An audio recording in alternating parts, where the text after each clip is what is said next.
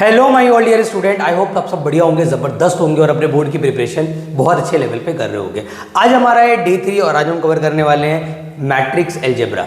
माना भाई ये चैप्टर बहुत इजी है, बट आज मैं जो क्वेश्चंस आपको कराने वाला हूँ वो थोड़े एनसीईआरटी से हटकर हैं और इसका मतलब ये बिल्कुल भी नहीं है कि मैं आपको मैट्रिक्स अलजेब्रा के कॉन्सेप्ट की रिवीजन नहीं कराऊंगा। हम सारे कॉन्सेप्ट रिवाइज करेंगे, खास करके जो इंपॉर्टेंट कॉन्सेप्ट है वो तो हम सारे ही रिवाइज करेंगे और बहुत अच्छे लेवल पे करेंगे। बट मैं अगेन एक बात बोल रहा हूँ, हमारा सारा फोकस सिर्फ इंपॉर्टेंट क्वेश्चन पे रहने वाला है। मैं बेसिक क्वेश्चन आपको नहीं कराऊंगा और इस चैप्टर को हल्के में मत लेना बेटा, ये चैप्टर के क्वेश्चन भी कई बार ट्रिकी होकर के आ जाते हैं और ये चैप्टर आपका लगभग 4 से 5 नंबर का बोर्ड एग्जाम में आता है और ये 4 से 5 नंबर फ्री के हैं, इसको आपने छोड़ना नहीं है। तो चलिए शुरू करते हैं। सबसे पहले उसकी बात कर लेते हैं जो टॉपिक काफ़ी इंपॉर्टेंट है। देखो, मैं एडिशन एंड आपका सब्ट्रैक्शन है वो अज्यूम करके चल रहा हूँ कि आपको उसका आइडिया है, और अगर आपको उसका आइडिया नहीं भी है ना तो मैं अभी आपको इन बिटवीन जब न्यूमेरिकल सॉल्व कराऊंगा तो एडिशन और जो सब्ट्रैक्शन है उसका कॉन्सेप्ट बता दूंगा। बट सबसे ज़्यादा बच्चों को जो दिक्कत आती है वो आती है कि सर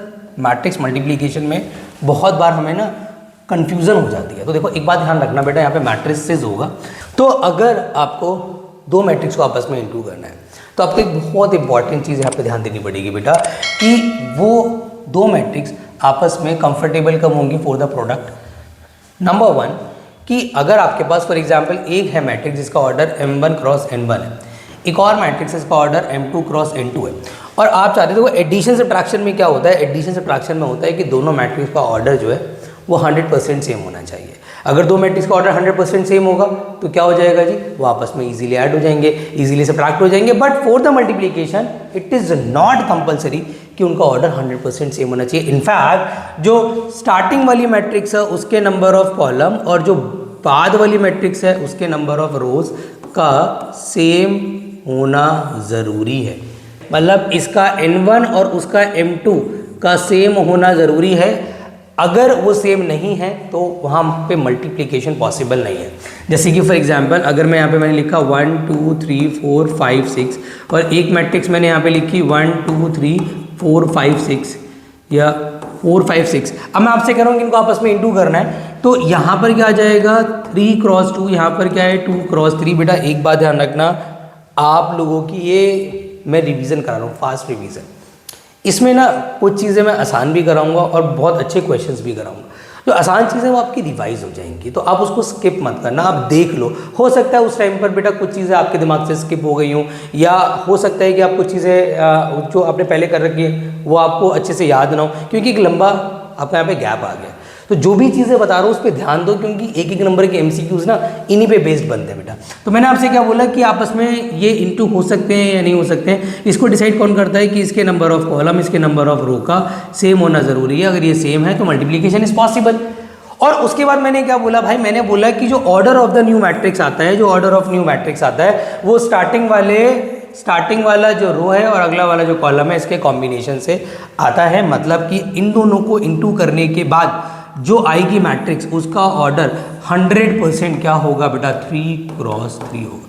इस पे बेस्ड बहुत अच्छे न्यूमेरिकल कराने वाला हूँ मैं आपको, और मैं सिर्फ उन्हीं को लूँगा जो क्वेश्चंस या तो एग्जाम में आ चुके हैं या आ सकते हैं। तो ध्यान रखना इस बात को, कोई भी क्वेश्चन जो मैं वीडियो में कराने वाला हूँ वो अनइम्पॉर्टेंट नहीं है और आपने उसको स्किप नहीं करना है, ध्यान रखना। अब आपको पता है कि यार ये मैट्रिक्स इंटू करने के बाद आएगी वो 3 क्रॉस 3 की मैट्रिक्स आएगी, राइट। अब इंटू होता है कैसे, इंटू के लिए मैंने आपको एक बात बोली है कि आप सिर्फ इतना ध्यान रखो कि रोज इंटू में column, rows will be multiply by column.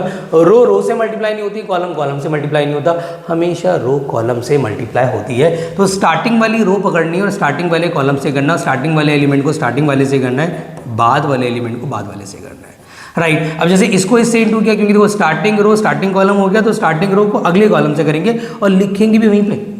एक तरीके से क्या है, A12 first row second column आएगा कहाँ पर, यहाँ पे 2 प्लस में 10 हो जाएगा। फिर फर्स्ट रो में थर्ड कॉलम यहाँ पर आएगा, कितना हो जाएगा, 3 प्लस में 12 हो जाएगा। जब यहाँ पे कॉलम्स खत्म हो जाएंगे तो स्टार्टिंग रो को छोड़ते थे, ऐसे मल्टीप्लाई करते थे, आपको याद आ रहा होगा बेटा। फिर पकड़ेंगे अगला row second row into first column, पहला पहले से किया 3 प्लस 16, इसको इससे किया कितना आ जाएगा 6 पॉजिटिव का 20, सेकेंड रो आखिरी कॉलम कितना हो जाएगा 9 प्लस का 24।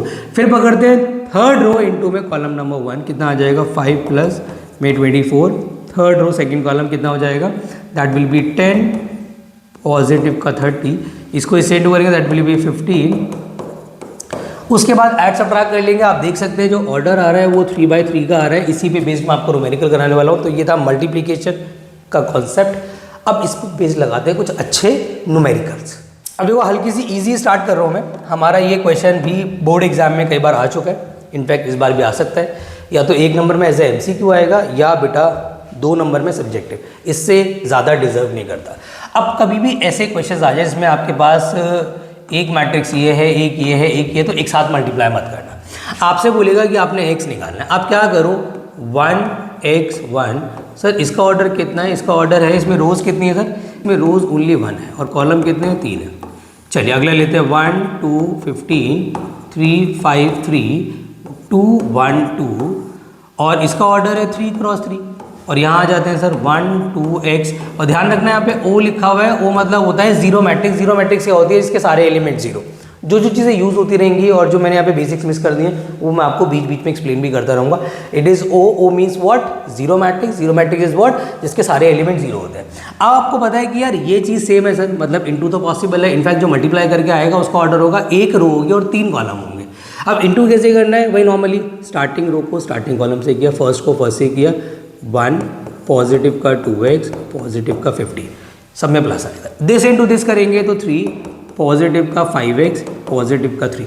फिर इसको इससे करेंगे कितना हो जाएगा, दैट्स 1 को इससे किया 2 पॉजिटिव का x एंड पॉजिटिव का 2।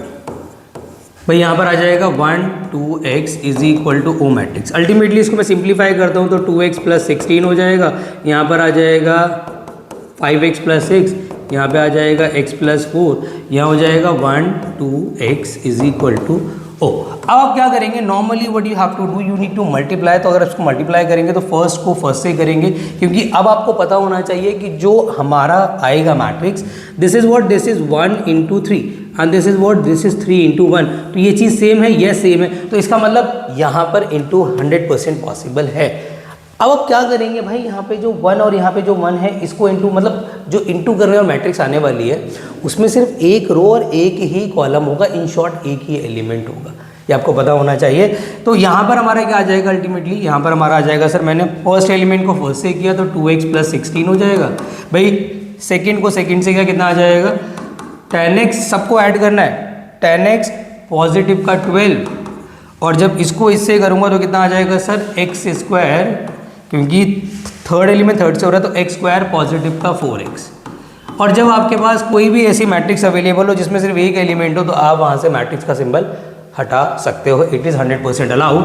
तो यहाँ पर आ जाएगा बोले बच्चों x² तो अभी हो गया 2x 10x, तो अल्टीमेटली मिला करके हो जाएगा आपका 16x और इसको मिला करके हो जाएगा 18 इज इक्वल टू 0। अब ऐसे नंबर सोचने हैं कि जिसको इंटू करने पर हमारा 18 आ जाए और ऐड करने पर हमारा 16 आ जाए, ऐसे 2 नंबर आपने इमेजिन करने बेटा।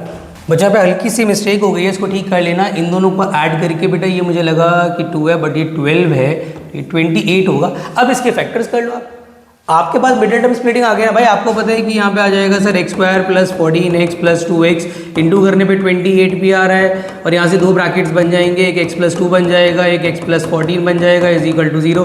तो x की वैल्यू एक -2 हो जाएगी, एक -14 हो जाएगी and that will be your answer. तो ऐसे न्यूमेरिकल 1 से 2 नंबर में बेटा बनने के चांसेस रहते हैं।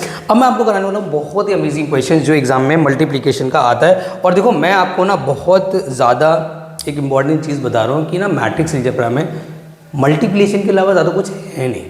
तो या तो सिमेट्रिक स्क्यू सिमेट्रिक पे बेस क्वेश्चन बनेगा या मल्टीप्लिकेशन पे बेस बनेगा, इसके अलावा इनके पास देने के लिए कुछ है नहीं, ध्यान रखना है इस बात को बेटा। तो चलिए शुरू कर दे एक और अच्छा क्वेश्चन। देखो इस टाइप के क्वेश्चन आने के चांसेस बहुत ज़्यादा ब्राइट है, बट इस पे बेस मैं एनसीईआरटी का न्यूमेरिकल नहीं दे रहा हूँ। एनसीईआरटी में ऐसे 2 क्वेश्चंस दे रखे हैं, एक मिसलिनियस का एग्जाम्पल है, एक मिसलिनियस के एक्साइज का क्वेश्चन भी है।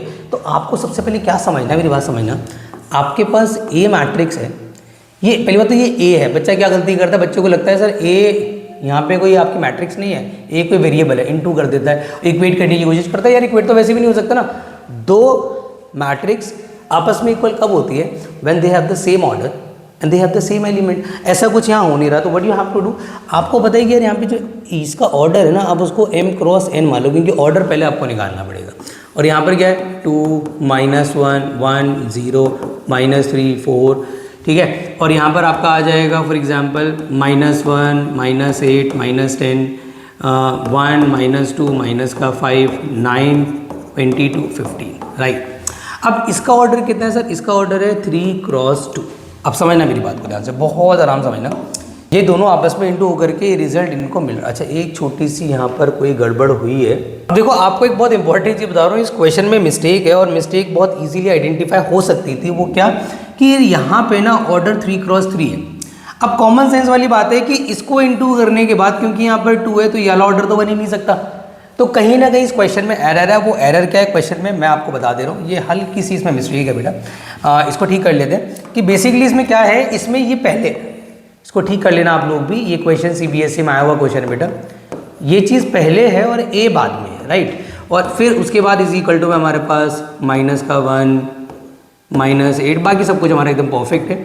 अब हमारी जो कंडीशन बनेगी बिल्कुल ठीक बनेगी। मैंने आपसे क्या बोला, सबसे इंपॉर्टेंट चीज़ क्या रहती है? सबसे इंपॉर्टेंट चीज़ रहती है ऑर्डर का पता लगाना, क्योंकि एक बार अगर आपको ए मैट्रिक्स का ऑर्डर पता लग गया तो फिर आपको ज़्यादा प्रॉब्लम आनी नहीं है। तो मेरे भोले बच्चों, इसका ऑर्डर आपको पता है 3×2 है। अब देखो, अब सही बन रहा है ना, क्योंकि इसका ऑर्डर 3×3 है। और मुझे पता है कि यार इसके ऑर्डर को मैं मान लेता हूँ m×n, और मुझे इतना पता है कि अगर ये दोनों आपस में इंटू हो रहे हैं तो एक चीज़ का इक्वल होना ज़रूरी है। वो कौन सी चीज़ है भाई? इसके नंबर ऑफ कॉलम और इसके नंबर ऑफ रो का सेम होना ज़रूरी है। तो उसके हिसाब से मेरा जो m है दैट शुड बी 2। तो मुझे पता है कि जो ये ए मैट्रिक्स है, इसके अंदर जो रोज़ हैं वो 100% क्या होनी चाहिए? 2, 100% 2 होनी चाहिए।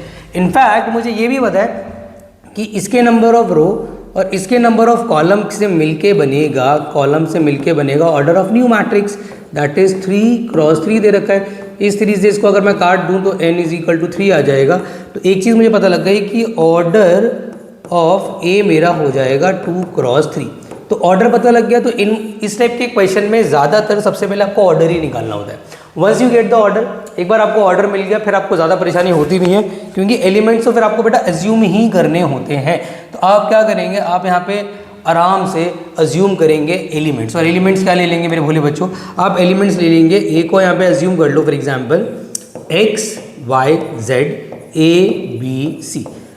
भाई रोज कितने हैं? 2, कॉलम्स कितने हैं? 3। अब मैं क्या करूँगा, इसी चीज़ को ना इसमें पुट कर दूंगा, मतलब 2 -1 1 0 -3 4 इंटू में x y z a b c, और इसका जो है प्रोडक्ट वो किसके बराबर है सर?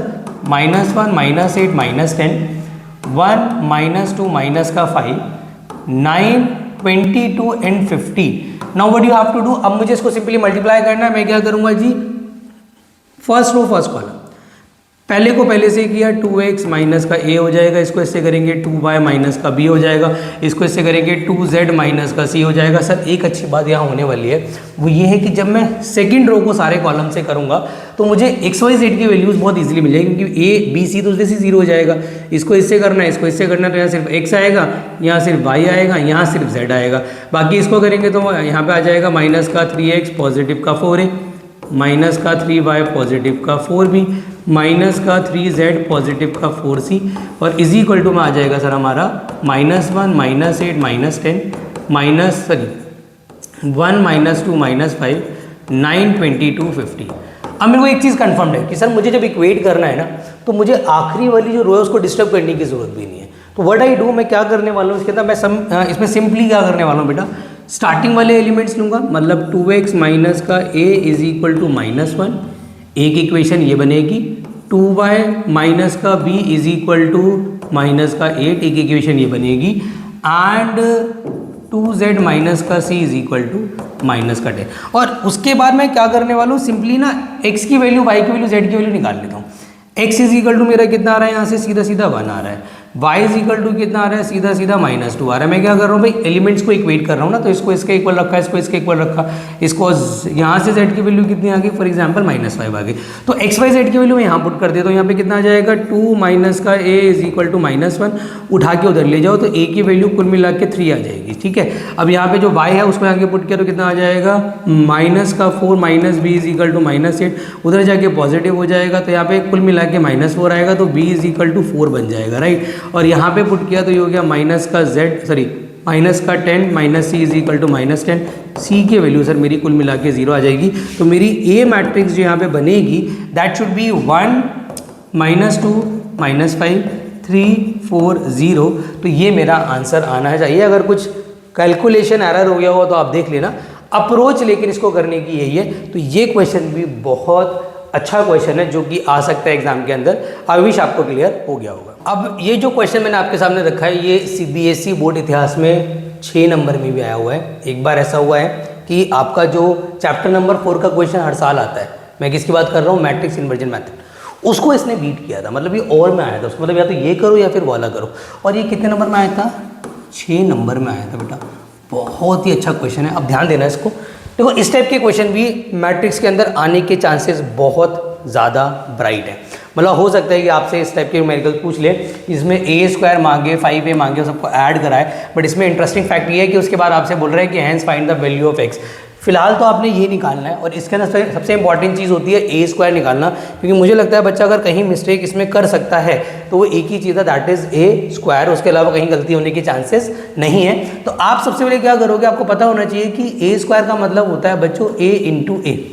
ए का अगर आपने निकालना है क्यों, तो उसका मतलब होता है a² इंटू ए। और a की पावर 4 निकालना है तो उसका मतलब होता है a² इंटू a²। ये कुछ बहुत बेसिक चीज़ें जो आपको पता होनी चाहिए। अब अगर आपको a इंटू ए निकालना है मेरे भोले बच्चों, तो क्या करोगे आप, 2 0 1 2 1 3 1 -1 0 को इंटू करोगे इसी मैट्रिक्स से, 2 0 1 2 1 3 1 -1 0। अब a² को बहुत ध्यान से निकाल लेना, क्योंकि a² अगर ढंग से निकल गया तो बाकी कहीं दिक्कत होनी नहीं है आपको। तो अगर आपको पता है कि यार इंटू करना है तो क्या करो, स्टार्टिंग रो को स्टार्टिंग कॉलम से करेंगे, फर्स्ट को फर्स्ट से किया 4 0 1 हो जाएगा, राइट। इसको इससे करेंगे तो ये भी 0 ये भी 0, यहाँ पे माइनस का बना। इसको इससे करेंगे तो 2 0 हो जाएगा, 0 जगह लिखने की ज़रूरत नहीं है। मेरे से भी कैलकुलेशन एरर हो सकता है, तो अगर कैलकुलेशन एरर हो जाए तो आप इग्नोर कर देना, कोई दिक्कत नहीं है, आप खुद ठीक कर लेना। तो अगली रो को पकड़ेंगे, इससे करेंगे तो कितना आ जाएगा, दैट शुड बी 4। इससे करेंगे तो 2 हो जाएगा, इससे करेंगे तो 3 हो जाएगा। सेकेंड रो इंटू में सेकेंड कॉलम 0 1 एंड माइनस। मैं आपको एडवाइस करूँगा एग्जाम में इसको बहुत आराम से करना, बहुत रिलैक्स वे में करना, कोई जल्दबाजी करने की ज़रूरत नहीं है, क्योंकि एक बार मिस्टेक हो गई तो मिलती ही नहीं है। तो फिर आपको क्या करना पड़ेगा, पूरा काटना पड़ेगा और फिर रिपीट करना पड़ेगा। फ़ायदा क्या है यार। तो यहाँ पे फिलहाल हमारा कितना आ रहा है 1 और यहाँ पे कितना आ जाएगा -3। फिर second row into third column, यहाँ आ जाएगा पॉजिटिव का 2 और यहाँ आ जाएगा पॉजिटिव का 3 और आखिरी को 0 लेने की ज़रूरत नहीं है। यहाँ पे वो 0 0 है, मैं लिखा नहीं है, ध्यान रखना। अब आखिरी रो को इससे करेंगे तो कितना आ जाएगा 2 माइनस का 2 एंड पॉजिटिव का 0। चलिए ठीक है, इसको इससे करेंगे तो 0 -1 0, तो यहाँ पे कुल मिला के -1 बचेगा। इसको इससे करेंगे तो 1 -3 दैट इज 0। तो कुल मिला के मेरा यहाँ से a² जो आ रहा है दैट शुड बी 5 -1 2, ये हो जाएगा 9 -2 5, यहाँ आ जाएगा 0 -1 माइनस का 2। अभी मेरे पास a² आ गया। अभी मैं क्या करूँगा सर, 5a और जो 4i है वो भी अलग से ही निकालूंगा। 5a का मतलब क्या है सर, 5a का मतलब है, या फिर अगर आप चाहो भी तो अलग से निकालने की ज़रूरत इनको होती नहीं, क्योंकि ये इजीली हैंड टू हैंड भी निकल जाते हैं। आपको बेसिकली सिचुएशन क्या निकालनी है, आप सीधा वैल्यू डाल दो, कोई दिक्कत नहीं है। आपको निकालना है a² -5a + 4i। अब a² तो आपने निकाल ही लिया है, सबसे ज़्यादा दिक्कत इसी में होती है। तो हमने निकाल लिया है 5 माइनस का 1 2 9 माइनस का 2 5 0 माइनस का 1 एंड माइनस का 2, राइट। -5a का मतलब क्या है कि a मैट्रिक्स के हर एक एलिमेंट को आप 5 से मल्टीप्लाई कर दो, तो कितना आ जाएगा यहाँ पे, फॉर एग्जांपल 10 हो जाएगा, 0 हो जाएगा, 5 हो जाएगा। भाई इसको इंटू किया तो कितना आ जाएगा, 10 आ जाएगा, 5 आ जाएगा और ये 15 हो जाएगा। इससे इंटू कितना आ जाएगा, 5 आ जाएगा, माइनस का 5 आ जाएगा और ये 0 हो जाएगा। अब आपको पता है क्या निकालना है, 4i। 4i का मतलब क्या हो गया भाई, कि मेरे को आइडेंटिटी मैट्रिक्स को 4 से मल्टीप्लाई करना है। आइडेंटिटी मैट्रिक्स क्या होती है, इसके डायगोनल एलिमेंट सारे 1 1 1 होते हैं। तो यहाँ आ जाएगा 4 0 0 0 4 0 0 0 4। भोले भाले बच्चों, सबसे पहले सब्ट्रैक्ट करना। बच्चे क्या होशियारी दिखाते हैं, हैंड टू हैंड सब्ट्रैक्ट, और सबसे बड़ी गलती बच्चों से क्या होती है, इन दोनों को पहले ऐड कर लेते हैं। भाई ये तो ऐड हो ही नहीं सकता ना, यहाँ प्लस है यहाँ माइनस है, तो क्या होता है प्लस माइनस, बेटा माइनस, तो ये भी सब्ट्रैक्ट ही होगा। सबसे बड़े तरीका बताऊँ आपको, इनिशियल वाली जो मैट्रिक्स है उनको सॉल्व करना चाहिए, बात खत्म। तो आप इसको अगर करते हैं फॉर एग्जाम्पल, तो 5 माइनस का 10 कितना आ जाएगा, -5 माइनस का 1 और इसको इसमें से माइनस किया माइनस, तो गलती होने के चांसेस ही खत्म। -1 माइनस का 7 माइनस का 10, इसको किया तो कितना आ जाएगा -5 +4 और -2। मेरे को सबसे इरिटेटिंग लगता है ऐड सब्ट्रैक्ट करना, मुझे लगता है शायद आपको थोड़ा बोरिंग लगता होगा क्योंकि बहुत इजी है ये, बट कोई दिक्कत नहीं क्योंकि हमें सीरीज़ कंप्लीट करनी है भाई, तो मैं सारे चैप्टर्स कराऊंगा। आपको सारे चैप्टर्स को देखना भी है क्योंकि कुछ इजी चैप्टर है तो कुछ डिफिकल्ट चैप्टर है, हमारा सीक्वेंस बना रहना चाहिए। अब इन दोनों को आपस में ऐड कर लो भाई, इसको ऐड करोगे कितना आ जाएगा, दैट शुड बी -1 -1 -3 -1 माइनस का या 3 हो जाएगा ना, दोनों को ऐड करके माइनस का 10 एज इट इज रहेगा, -5 एज इट इज रहेगा, 4 एज इट इज रहेगा, यहाँ 2 आ जाएगा। ये क्या आ गया सर, ये आ गया। अब आपसे बोल रहा है कि आपको x नहीं, अब खुद सोचो मेरी बात सुनो, अगर आपको x निकालना है तो अगर मैं इस वाली सिचुएशन को अपोजिट में ले जाऊँ और इस पूरे के बाहर क्या लगा दूँ, नेगेटिव साइन लगा दूँ, मेरा x आ जाएगा। तो फिलहाल मैं उसको दिखा नहीं रहा, आप एग्जामिनर को दिखा देना। सो मैं सिंपली यहाँ लिख दूंगा कि मेरा x मैट्रिक्स क्या हो जाएगा, इस पूरे का नेगेटिव, मतलब 1 1 3 1 3 10 5 -4 -2, इसी का नेगेटिव कर दो, यू विल गेट x। तो आई विश आपको क्लियर हो गया होगा, बहुत प्यारा क्वेश्चन है। इनफैक्ट इस पे बेस्ड आने का एक और तरीका भी है, वो भी मैं आपको बता देता हूँ, बट पहले आप इसको नोट डाउन कर लीजिए। अभी वो इसी के अंदर ना, इसी के अंदर CBSE हल्का सा घुमा सकता है। घुमा कैसे सकता है मैं बताता हूँ आपको। इसी क्वेश्चन को वो घुमा फिरा के आपसे कैसे पूछेगा, आपको ना एक पॉलिनोमियल इक्वेशन दे देगा, पॉलिनोमियल इक्वेशन दे देगा लाइक x² माइनस का 5x पॉजिटिव का 4, ये आपको दे देगा और आपसे बोलेगा फाइंड f ऑफ a। आपसे बोलेगा यार f ऑफ a निकाल दो। अब सवाल उठता है कि सर f ऑफ a कैसे निकालें, तो f ऑफ a का मतलब हो गया कि जो यहाँ पे fx आपने बनाया है मेरे भोले बच्चों, उसमें a पुट कर दो। तो अगर आप सारे जो वेरिएबल्स अवेलेबल है x, अगर उसको a पुट करते हैं तो आप एक बात ध्यान रखना, जैसे यहाँ पे a पुट किया, यहाँ पर भी a पुट किया, तो जो कांस्टेंट टर्म है उसके साथ आपको i रखना पड़ेगा। उसके साथ what you have to do, you have to take identity matrix. इस बात का आप बहुत ज़्यादा ख्याल रखेंगे। तो ये फिर उसके बाद क्वेश्चन सिमिलर बन गया है, फिर a² निकालो, 5a निकालो, 4i निकालो। तो ये ऑल्सो बहुत ही प्यारा क्वेश्चन है जो CBSE आपसे मैट्रिक्स अलजेब्रा में पूछ सकता है। देखो एक क्वेश्चन और है जो कि बहुत ही प्यारा क्वेश्चन है। इस टाइप का क्वेश्चन आपके NCERT में भी दे रखा है, बट वो fx into fy is equal to fx plus Y prove करा रहे हैं। वो भी बहुत प्यारा क्वेश्चन है, एग्जाम ओरिएंटेड, एग्जाम में आ सकता है। अब मैं बात कर रहा हूँ इसके अंदर पर है क्या, बेसिकली देखो इसके अंदर क्या अप्रोच है कि आपको a अल्फा दिया हुआ है, तो आपके पास a अल्फा गिवन होगा। a अल्फा का मतलब सारी टर्म्स जो है वो अल्फा की फॉर्म में। अब आपको यहाँ पे पहले a बीटा निकालना पड़ेगा। How can you find the a beta, आप a बीटा ऐसे निकालोगे बेटा कि जहाँ जहाँ अल्फा है replace it by beta, cos beta, यहाँ पे आ जाएगा साइन बीटा, यहाँ आ जाएगा माइनस का साइन बीटा, यहाँ पर आ जाएगा कॉस बीटा, राइट। ये करने के बाद फिर आप क्या करोगे, ध्यान देना बच्चों, फिर आप यहाँ पर a अल्फा को a बीटा से मल्टीप्लाई करोगे। मतलब what you have to do, a alpha into a beta करना है। सर a अल्फा मतलब भाई cos alpha sine alpha minus sine alpha cos alpha को इंटू करेंगे cos beta sine beta minus sine beta and cos beta, right. अब जब मैं इसको इंटू करूंगा तो ध्यान रखना भाई रोज इंटू कॉलम वाला ऑपरेशन लगाऊंगा। तो मुझे पता है कि यार इसको इससे इंटू किया, first row into first column, cos alpha into cos beta हो जाएगा, प्लस में सॉरी यहाँ प्लस नहीं आएगा माइनस आएगा, माइनस का sine alpha into sine beta हो जाएगा। फिर इसको इससे इंटू करेंगे तो कितना आ जाएगा sir, cos alpha sine beta plus sign alpha cos beta. अब इसको इससे इंटू करेंगे कितना आ जाएगा, माइनस का sine alpha cos beta minus का sine beta cos alpha. Again इसको इससे करेंगे कितना आ जाएगा, माइनस का sine alpha sine beta positive का cos alpha cos beta. Now what you can do, you can observe कि यहाँ पर ये आइडेंटिटीज बन रही हैं और ये किसकी आइडेंटिटीज बन रही हैं। ध्यान दो भाई, यहाँ पर आपको साफ साफ नजर आएगा कि सर एक बात बताओ, ये तो cos A cos B minus sine A sine B, it becomes a formula of A alpha A beta हम कर रहे हैं, it becomes a formula of cos alpha plus beta.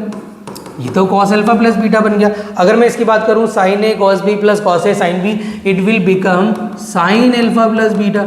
अगर मैं इसकी बात करूं तो यहाँ पे क्या आ जाएगा सर, अगर मैं नेगेटिव कॉमन ले लूँ तो अगेन आइडेंटिटी बन गई, वही वाली आइडेंटिटी बन गई। अभी आइडेंटिटी आपको याद होनी चाहिए। इस पे बेस्ड एक और न्यूमेरिकल है आपके NCERT का, एक्सरसाइज नंबर 3.3 का क्वेश्चन नंबर 18। जो मैं इस लेक्चर के बिल्कुल एंड में कराऊंगा, जिसके आंसर्स मतलब जिसमें मैं कहूँगा ऐसी अप्रोच लगती है जो कि हाफ एंगल फॉर्मूलाज के जो बच्चे करने के बाद भी भूल जाते हैं। वो बहुत प्यारा क्वेश्चन है, मैं बिल्कुल लेक्चर के एंड में उसको कवर करने वाला हूँ। तो यहाँ पर साइन बीटा आ जाएगा, अगेन यहाँ फॉर्मूला बन गया कॉस।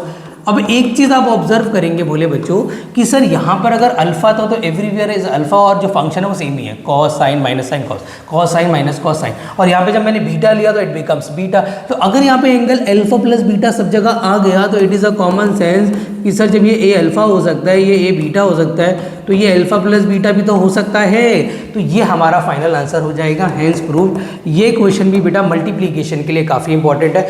अब मैं बढ़ने जा रहा हूँ बेटा किसकी तरफ, सिमेट्रिक, स्क्यू सिमेट्रिक और आपका ट्रांसपोज ऑफ अ मैट्रिक्स। उसकी क्या अप्रोचेज है आप उसको समझ लेते हैं। देखो अगला टॉपिक जो इस वाली चैप्टर में आपका आता है वो आता है ट्रांसपोज ऑफ अ मैट्रिक्स, कि किसी मैट्रिक्स का ट्रांसपोज निकालने का तरीका क्या, जो कि बड़ा आसान सा तरीका होता है। ट्रांसपोज में बहुत ज़्यादा मुश्किल नहीं है, आपको पता होना चाहिए कि भाई क्या करते हैं ट्रांसपोज में। In the transpose of a matrix we convert rows into column, और भाई कॉलम इंटू रोज बोल लो, बात तो एक ही है, रोज कॉलम में कन्वर्ट हो रहे हैं, तो कॉमन सेंस वाली बात है कि कॉलम भी रोज में कन्वर्ट हो रहे हैं। और इसको हम डिनोट करते हैं या तो ए की पावर टी से या ए डैश से। इसको रिप्रेजेंट करने के दो तरीके हैं, मतलब अगर मेरे पास ए ये है तो अगर स्टार्टिंग रो मेरी 1 2 3 है तो it will become starting column, जो सेकंड रो 4 5 6 है वो सेकंड कॉलम। मतलब बेसिकली रोज को कॉलम बना देना ही आपका ट्रांसपोज होता है। और एक बात ध्यान रखना, अगर ए का ऑर्डर m क्रॉस n है देन ए का जो ट्रांसपोज है उसका ऑर्डर n क्रॉस m हो जाएगा। ये एक बहुत इंपॉर्टेंट चीज़ मैं आपको बता रहा हूँ जिस पे बेस्ड MCQs बनने के चांसेस रहते हैं। इनफैक्ट MCQs तो भाई इन पे भी बेस्ड बनेंगे। इनमें सबसे पहली आइडेंटिटी क्या है कि a प्लस बी का होल डैश बोलो या a dash plus B dash बोलो, बात है कि ये सब्ट्रैक्शन के लिए भी वो एप्लीकेबल है। बट अगर इनटू में आ जाए, देखो इनटू में उल्टा हो जाता है, एडिशन सब्ट्रैक्शन में जो पोजीशन ऑफ ए और बी है वो चेंज नहीं होती है, बट इनटू में दे विल बी चेंज्ड। मतलब अगर मैं ए बी का ट्रांसपोज निकालता हूँ तो that should be B transpose A transpose, अगर मैं ए बी सी का ट्रांसपोज निकालता हूँ that should be C transpose B transpose A transpose, बिल्कुल उल्टा हो जाता है। अच्छा एक बड़ी इंपॉर्टेंट चीज़, अगर कांस्टेंट को किसी से इनटू करने के बाद उसका ट्रांसपोज करें या पहले ट्रांसपोज कर दें बाद में कांस्टेंट से इनटू करें, एक ही बात है। इन सब पे बेस्ड बेटा MCQ बनेगा, ध्यान रखना इस बात को। ए का ट्रांसपोज किया, दोबारा ट्रांसपोज किया, कॉमन सेंस है, इसका दोबारा मैंने ट्रांसपोज कर दिया, मैंने ए डैश का डैश निकाल दिया, तो क्या हो जाएगा सर, इट विल बिकम 1 2 3 4 5 6। आपको ही लग रहा है कि यार दोबारा ए बन गया, तो ए डैश का डैश ए के बराबर होता है। आई ए बोलो, मतलब ए को आई से मल्टीप्लाई करो या आई को ए से मल्टीप्लाई करो, वो ए मैट्रिक्स के बराबर ही आता है। और आई डैश, आई का ट्रांसपोज, आइडेंटिटी मैट्रिक्स का ट्रांसपोज आइडेंटिटी के बराबर ही होता है। अच्छा एक और बड़ी इंटरेस्टिंग चीज़ है, इसमें बच्चे कई बार कंफ्यूज होते हैं कि सर आई की पावर 100 हम कैसे निकालेंगे, 100 टाइम्स मल्टीप्लाई करना पड़ेगा। भाई करना ही क्यों है, आपको पता होना चाहिए ना कि आई का स्क्वायर हो, आई का क्यूब हो, आई की पावर n हो, वो सब आई के बराबर ही होता है। तो ये कुछ ऐसे आपको मैंने इंपॉर्टेंट पॉइंट्स बताए हैं जिन पे बेस्ड एक एक नंबर के MCQs बन सकते हैं। और क्या इंपॉर्टेंट है वो भी देख लेते हैं। अच्छा अगली चीज़ क्या इंपॉर्टेंट है बच्चों, अगली चीज़ इंपॉर्टेंट है कि कोई भी मैट्रिक्स आपकी सिमेट्रिक कब होती है। देखो मैंने आपसे क्या बोला है कि अगर किसी भी मैट्रिक्स का मैं ट्रांसपोज निकालूं और वो उसी मैट्रिक्स के इक्वल आ जाए तो उसको हम सिमेट्रिक मैट्रिक्स बोलते हैं। मतलब इन शॉर्ट अगर मैं बोलूं तो ए डैश इज इक्वल टू अगर ए हो जाता है तो वो एक सिमेट्रिक मैट्रिक्स होती है। ध्यान रखना, जैसे फॉर एग्जांपल मैंने यहाँ पे ए मैट्रिक्स ली, फॉर एग्जांपल 1 2 3 और मैंने इसका ट्रांसपोज निकाला, तो if I to the transpose तो मैंने फर्स्ट रो को फर्स्ट कॉलम बना दिया, सेकेंड रो को सेकेंड कॉलम बना दिया, स्टिल वो ए के बराबर ही आ रहा है। तो अगर ए डैश इज इक्वल टू ए आ जाए तो वो एक सिमेट्रिक मैट्रिक्स होती है। सिमेट्रिक मैट्रिक्स की खास बात क्या होती है, खास बात क्या होती है कि उसके जो डायगोनल है उसके दोनों तरफ सेम एलिमेंट होते हैं।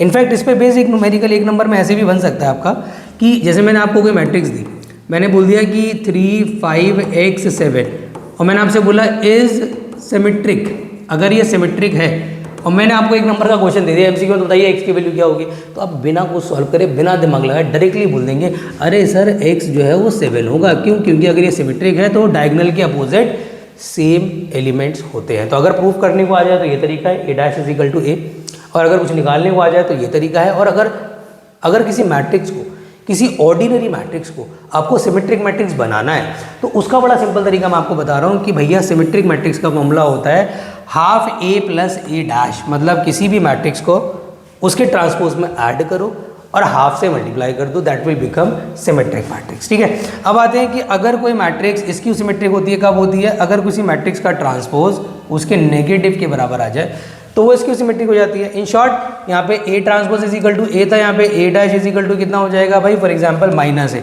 अब जैसे एक एग्जांपल लेता हूँ, मैंने आपके सामने एक एग्जांपल रखा 0 0 -3 3, ठीक है।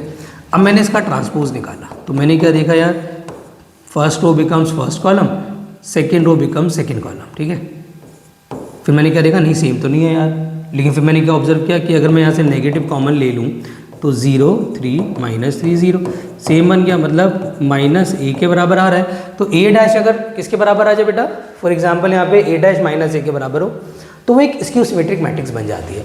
अब स्क्यू सिमेट्रिक की खास बात क्या होती है कि इसका जो डायगोनल है वो हमेशा 0 होगा। डायगोनल 0 के अलावा कुछ और कभी हो नहीं सकता। और डायगोनल के दोनों तरफ जो एलिमेंट्स होंगे, अगर मैं डायगोनल पे ऐसे रख दूं पेन और आप कहेंगे दोनों तरफ, तो वो दोनों एलिमेंट सेम होंगे विद अपोजिट साइड। तो इनफैक्ट इस पे बेस्ड एक न्यूमेरिकल ये बन सकता है कि मैंने अगर आपको बोला कि x y 0 और मैंने यहाँ पे ले लिया फॉर एग्जांपल -2 3 4 और यहाँ ले लिया z -3 -4 और मैं आपसे बोल रहा हूँ x y z निकालो, तो आप कहोगे सर क्योंकि मैंने बोल दिया कि ये स्क्यू सिमेट्रिक है, I have given you that it's skew symmetric.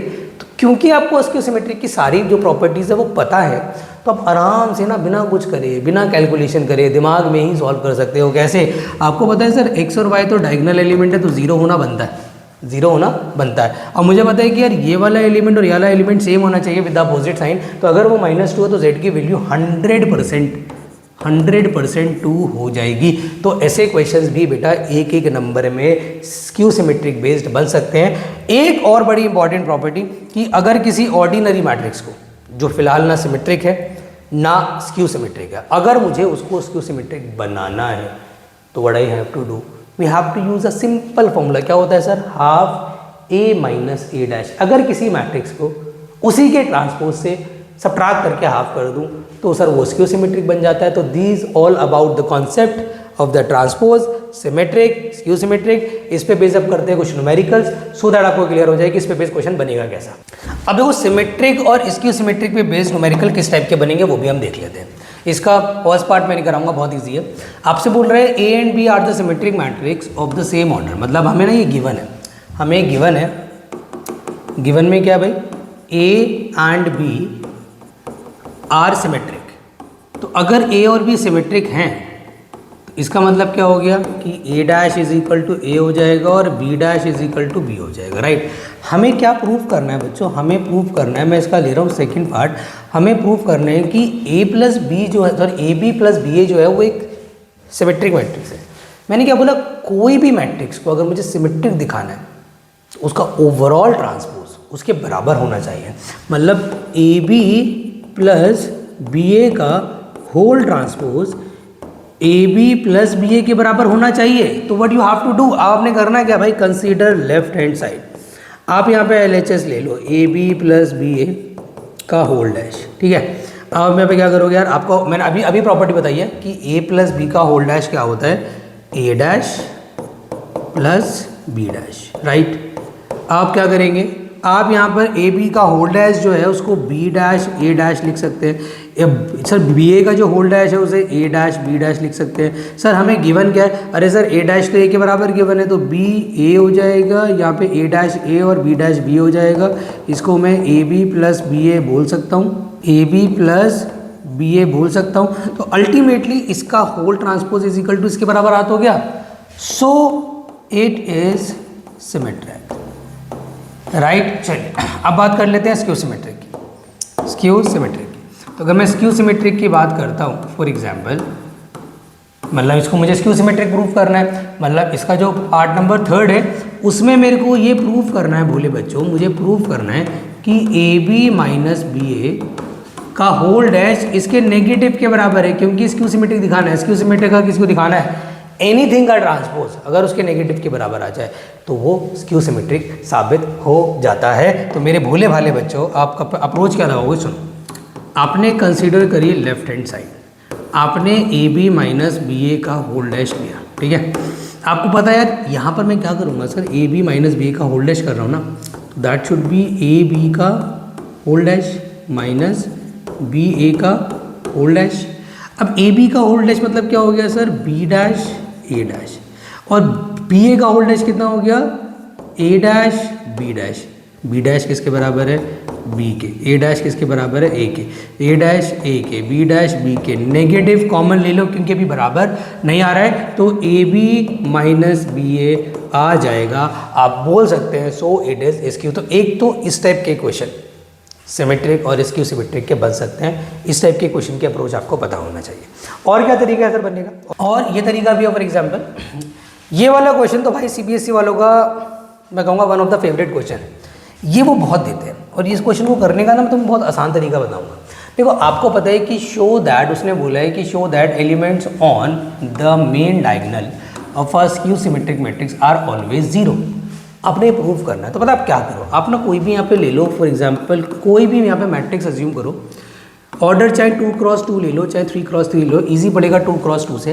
आप यहाँ पे एक यहाँ मैट्रिक्स लो A11, A12, A21, A22, unknown matrix ले लो। ऑब्वियस सी बात है, आपने एक अननोन मैट्रिक्स लेनी है तो इस फॉर्म में ले लो। हमारा जो डायगोनल है वो क्या, आप दिखा भी देना, हमारा जो डायगोनल है वो ये है, ये हमारा, और मुझे दिखाना है कि इसके एलिमेंट्स हमेशा जीरो होते हैं। तो मैं क्या करूँगा, क्योंकि स्क्यू सिमेट्रिक की बात हो रही है तो मैं स्क्यू सिमेट्रिक की प्रॉपर्टी लगाऊंगा। मैं यहाँ पे ए का ट्रांसपोज निकालूंगा। ए का ट्रांसपोज मतलब जो फर्स्ट रो है it will become first column, जो सेकेंड रो है it will become a second column. और मुझे पता है कि since A is a skew symmetric, then क्योंकि ए एक स्क्यू सिमेट्रिक मैट्रिक्स है तो ए का ट्रांसपोज जो होगा वो माइनस ए के बराबर होगा भाई, ऑब्वियस ही बात है। तो ए का ट्रांसपोज आपने क्या निकाला है, A11, A21, A12, A22 is equal to minus times of A11, A12, A21, A22। अब हमें सिर्फ किससे मतलब है, हमें सिर्फ मतलब है डायगोनल से। तो अगर मैं डायगोनल इक्वल करता हूँ तो A11 इज इक्वल टू हो जाएगा minus times of A11, A11 is equal to minus times, क्योंकि नेगेटिव भी है बाहर। तो इसको अभी इससे इसको काटना मत भाई, A11 को A11 में ऐड कर दो उधर ले जा करके, तो ये twice of A11 is equal to zero, तो A11 100% क्या आएगा, जीरो आएगा। दिख रहा है आपको, ऐसे ही इसको करो, इसको इसके इक्वल रखो। देखो इनको तो आपस में आप अगर सब्ट्रैक्ट करना भी चाहोगे तो पॉसिबल वैसे भी नहीं है, और इसको इक्वेट करने का भी कोई फायदा नहीं है। फिलहाल इसको इक्वेट करो तो A22 इज इक्वल टू क्या आ जाएगा, माइनस टाइम्स ऑफ A22। तो A22 plus A22 is equal to zero, ये हो जाएगा twice of A22 equal to zero. तो A22 की वैल्यू आ रही है जीरो। तो अल्टीमेटली आप देख सकते हैं, so diagonal of skew symmetric matrix are always zero. तो डायगोनल हमेशा क्या होते हैं भाई, जीरो होते हैं। किसके, स्क्यू सिमेट्रिक मैट्रिक्स के। ये भी एक बहुत ही प्यारा क्वेश्चन है, आई विश आपको क्लियर हो गया हो। और कैसे क्वेश्चंस आ सकते हैं एग्जाम में, एक ये वाला क्वेश्चन भाई बहुत ज़्यादा सीबीएसई वालों का फेवरेट है, और मैं यहाँ पे आपको 3x3 का नहीं कराऊंगा, आपसे मेहनत कराऊंगा। ये मान लो कि ये चीज़ नहीं है, और ये मैट्रिक्स सिर्फ आपकी जो फिलहाल अवेलेबल है वो 3, 2, 4, 5 अवेलेबल है। मैं 2x2 का ले रहा हूँ, 3x3 का आप खुद कर लेना, अप्रोच सेम ही रहती है, बस थोड़ी कैलकुलेशन बढ़ जाती है, प्रॉब्लम नहीं है। आपसे बोल रहे भाई ये मत समझना है कि हल्के में मत ले लेना इसको। सीबीएसई का इतिहास रहा है कि एक टाइम पे ना मैट्रिक्स अलजेब्रा का 2-3 क्वेश्चन ही आते थे एग्जाम के अंदर, या तो वो A² + 5A + 6 या फिर ये वाला, या फिर वो आपका 3.3 का 18 क्वेश्चन। बस ये 3-4 क्वेश्चन ही थे, बार बार सीबीएसई रिपीट करते रहता था। तो ये उनका one of the favourite question है। अच्छा है, आपसे बोल रहे हैं कि सम एज अ सम प्रूव करो सिमेट्रिक स्क्यू सिमेट्रिक के। तो आप क्या करोगे, आप ना पहले ए का ट्रांसपोज निकाल लो। ए का ट्रांसपोज आप कैसे निकालोगे, क्योंकि आपको पहले सिमेट्रिक बनाना है फिर स्क्यू सिमेट्रिक बनाना है, क्योंकि ना तो अभी सिमेट्रिक है ना तो अभी स्क्यू सिमेट्रिक है। तो ए का ट्रांसपोज हो जाएगा 3, 2, 4, 5। सबसे पहले आप हेडिंग डालो कि आप बना रहे हो सिमेट्रिक मैट्रिक्स। सिमेट्रिक, आप सिमेट्रिक में कन्वर्ट कर रहे हो, सिमेट्रिक मैट्रिक्स आप बना रहे हो, जिसको आप डिनोट करोगे P से, और फॉर्मूला होता है हाफ ऑफ A + A'। तो आप क्या करोगे, P is equal to half of A + A' करो, 6, 6, 6, 10 इंटू करो 3, 3, 3, 5। आपने क्या करना है भाई, आपने ना ये नहीं करना कि सिमेट्रिक बना दिया तो सिमेट्रिक हो गया, you will have to prove it. आपने प्रूव भी करना है भाई। आप यहाँ पे ऐसे प्रूव करोगे, सुनना मेरी बात ध्यान से, आप ऐसे प्रूव करोगे, आप इसका ट्रांसपोज निकालो। 5 है 2 है, 5 है ना, आई थिंक तो आपने p का डैश निकाला जो कि p के बराबर आया, तो इसका मतलब क्या हो गया, सो इट इज असिमेट्रिक, ये सिमेट्रिक हो जाएगा। अब स्क्यू सिमेट्रिक की बात कर लेते हैं। स्क्यू सिमेट्रिक में क्या करना है सर, स्क्यू सिमेट्रिक में आपने निकालना है q, और वो होगा half of a minus A dash. तो q इज इक्वल टू हो जाएगा half of a minus A dash करो, कितना हो जाएगा सर, 0 हो जाएगा, 0 हो जाएगा, माइनस का 2 हो जाएगा, 2 हो जाएगा, 0 हो जाएगा, तो इंटू कर लेते हैं, q कितना आ जाएगा, दैट शुड बी 0 माइनस 1 1 0। अब अगर मैं इसका ट्रांसपोज निकालता हूँ, for example if I find the transpose, तो ये हो जाएगा 0 माइनस, क्योंकि मुझे प्रूफ भी करना पड़ेगा ना भाई। आप निकाल रहे हो, बढ़िया है, स्क्यू सिमेट्रिक आपने बनाया, बहुत अच्छी बात है, but you will have to prove it, आपको साबित भी करके दिखाना पड़ेगा ना यार। तो अब यहाँ पे आप क्या करोगे, आप इसका यहाँ, क्योंकि अभी सेम नहीं बन रहा, आप यहाँ से नेगेटिव कॉमन ले लो, तो 0 minus 1 1 0, that will become minus q, तो आप लिख देंगे so it is skew symmetric, so it's skew 1। अब आपने दिखाना है as a sum, now you will have to represent it as a sum के रूप में दिखाओगे, तो सम होगा p प्लस q। बेटा कितना p है हमारे पास p कितना निकालना है, 3 3 3 5, प्लस हमारे पास जो q है वो कितना है, 0 माइनस 1 1 0।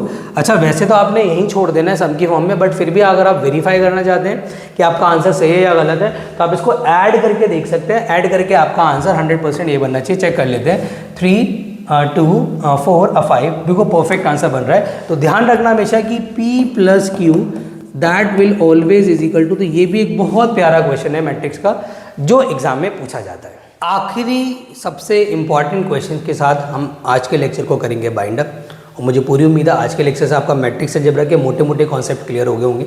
ये भी बहुत प्यारा क्वेश्चन है जिसमें हमें a इज इक्वल टू दे रखा है बच्चों 0 माइनस का tan alpha by 2 and 0, right. और मुझे क्या प्रूव करना है, मुझे प्रूव करना है i plus A is equal to I minus A, right. और मुझे लाना है cos alpha minus sine alpha cos alpha, ये मुझे प्रूव करना है, राइट।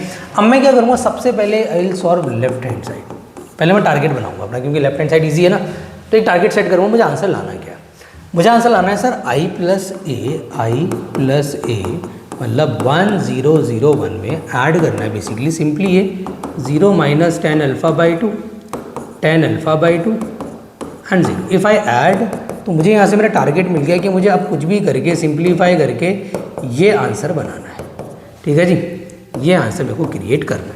अब मैं जाऊँगा RHS पे। RHS मेरा क्या है सर, RHS सर मेरा यहाँ पर जाने वाला है i माइनस ए, जिसको इंटू करना है with cos alpha minus sine alpha cos alpha, right. चलिए अब मुझे पता है कि यार मुझे ना सबसे बड़ी प्रॉब्लम जो क्रिएट होने वाली है वो ये कि मुझे आंसर लाना है इन टर्म्स ऑफ 10, और मुझे दिया है यहाँ पे साइन कॉस, तो मेरे को दो आइडेंटिटीज़ जो अच्छे से लर्न होनी चाहिए। नंबर 1, साइन 2a का फॉर्मूला इन टर्म्स ऑफ 10 क्या होता है, हाफ एंगल की बात कर रहा हूँ, क्योंकि मुझे कहीं ना कहीं हाफ एंगल लगाना पड़ेगा, आई हैव नो चॉइस।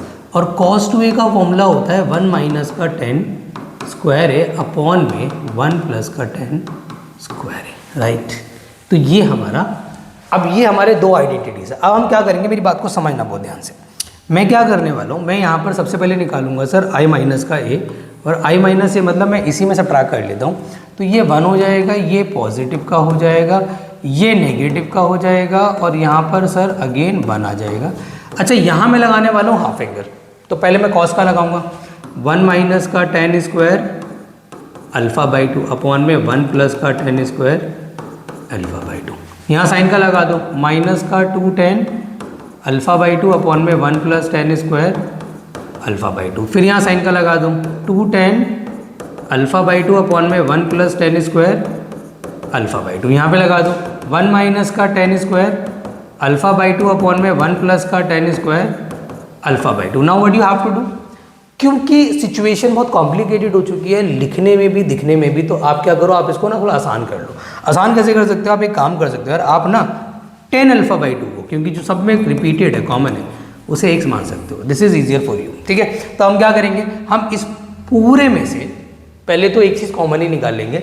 मुझे पता है 1 minus x square 1 plus x square है, और सब जगह अपॉन में 1 प्लस एक्स स्क्वायर है, तो जो 1 प्लस एक्स स्क्वायर है जो कि सबके अंदर अवेलेबल है उसे बाहर लेंगे, और बीच में मत लिखना, इस वाली मैट्रिक्स के स्टार्टिंग में लिखना 1/1 + x²।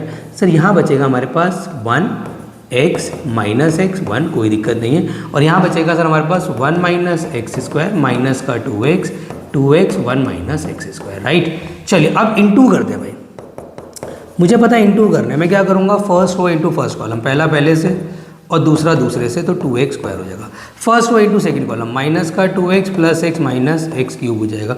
Second row into first column, minus का x³ पॉजिटिव का 2x हो जाएगा। Second row second column 2x² + 1 minus का x² हो जाएगा। अगर आप ऑब्जर्व करेंगे तो यहाँ पे एक बड़ी अच्छी चीज़ हो रही है क्या, कि सर यहाँ पे ना ये दोनों सब्ट्रैक्ट होकर 1 + x² बना रहे हैं। तो देखो 1/1 + x² था, यहाँ पे सब्ट्रैक्ट होकर 1 + x² बन ही गया। और यहाँ से अगर मैं देखूंगा तो इन दोनों को मैंने माइनस किया, माइनस का x आएगा और वो बाहर आ जाएगा माइनस का x, तो अगेन यहाँ पे 1 + x² बनने वाला है। यहाँ पे सर यहाँ पे 2x में से x गया तो पॉजिटिव का x बचेगा। मैंने कुछ गलती कर दी है शायद, ज़्यादा मुझे लग रहा है, यस यहाँ प्लस आएगा, तो यहाँ पे x आएगा और x कॉमन लेकर करके अगेन 1 + का x² बन जाएगा। और यहाँ पर भी 1 + का, अच्छी बात क्या है सर, वो जो 1 + का x² पूरी मैट्रिक्स में अवेलेबल है वो बाहर आ जाएगा, वो कॉमन आ जाएगा। और अल्टीमेटली यहाँ बनेगा 1 - x 1। तो अल्टीमेटली सर मेरे को जो आंसर चाहिए वो आई थिंक रिलेटेबल आंसर आ चुका है, 10α/2 1। तो ये हमारा फाइनल आंसर हो जाएगा। तो I wish this is the last question of lecture. बहुत ही प्यारा क्वेश्चन, बहुत ही इंपॉर्टेंट क्वेश्चन, आपको अच्छे से क्लियर हो गया होगा। तो इसी के साथ आज के लेक्चर को करते हैं वाइंड अप। दोबारा से एक बहुत मेहनत के साथ हमने पहले आप लोगों के लिए अच्छे से बेटा इंपॉर्टेंट क्वेश्चन को छाट करके पहले पीपीटीज बनाई। मेरी कोशिश रही कि आप लोगों को सारे जो कॉन्सेप्ट हैं वो भी क्लियर हो जाए अलॉन्ग विद इंपॉर्टेंट क्वेश्चन। तो अगर वीडियो आपके लिए बेटा हेल्पफुल रही है, हमारे एफर्ट्स तो पूरे लग रहे हैं, आप भी इस वीडियो तक ही सीमित मत रहना। आप इस वीडियो के बाद बेटा PYQ ज़रूर लगाना। आप इस वीडियोस के बाद NCERT के कुछ और इंपॉर्टेंट क्वेश्चन, ये आपके लिए स्टार्टिंग है, मैं स्टार्टिंग बूस्टर दे रहा हूँ आपको, कि जब आप न्यूमेरिकल करने बैठे ना तो कुछ सोचना ना पड़े कि सिमेट्री क्या होता था, स्क्यू सिमेट्री क्या होता था, मल्टीप्लिकेशन क्या होता था, और कुछ अच्छे क्वेश्चंस भी इस बहाने हमने लगा लिए। तो अगर वीडियो आपके लिए हेल्पफुल रही है बेटा तो 100% लाइक कर देना। अभी तक चैनल को सब्सक्राइब नहीं किया है तो कर लो, और अपने दोस्तों के साथ भी हमारे इस एफर्ट्स को शेयर कर दो। तो मिलते हैं बेटा सीधा अगले लेक्चर में, जिसमें मैं आपको कराने वाला हूँ चैप्टर नंबर 4 इन 1 शॉट। तब तक अपना ख्याल रखें, खूब मन लगा के पढ़ाई करें एंड डिस्ट्रैक्ट ना हो।